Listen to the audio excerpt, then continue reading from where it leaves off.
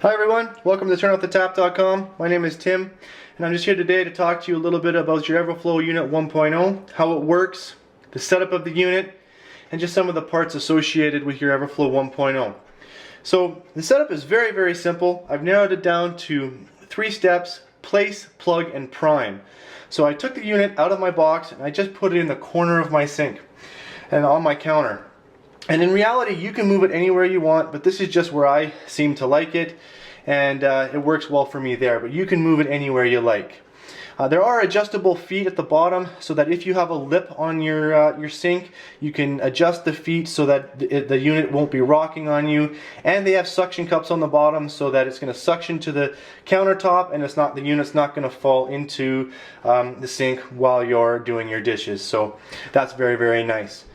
The next step is to plug the sink and fill up the water past the filter cage. Now this is very important. This filter cage needs to be underwater.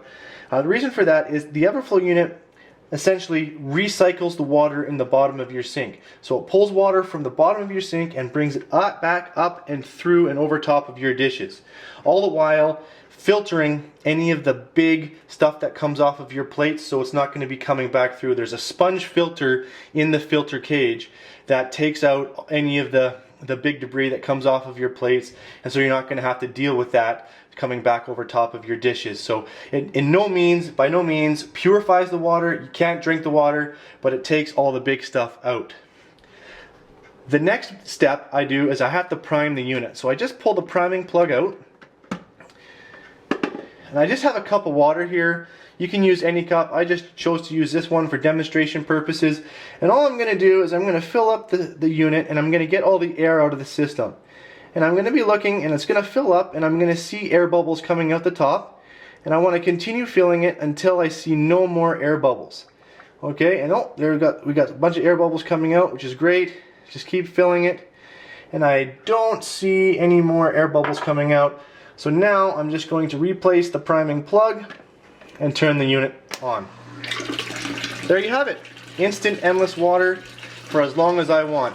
I'm going to do all my dishes this way, and I'm not going to be using my tap. I'm just going to be using the water in the bottom of my sink.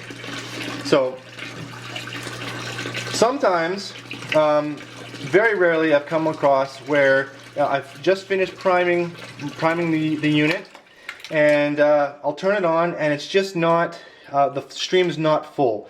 And so what that means is that there's probably just a little bit of air still left in the system, and it's a really easy fix. All I do is I turn the unit off, and I just pull the top plug out for 1 second. I put it back in. There's going to be a little water that comes out into the top bowl, and then I turn it on. Simple, easy solutions. Once I'm done with my dishes, I turn my unit off.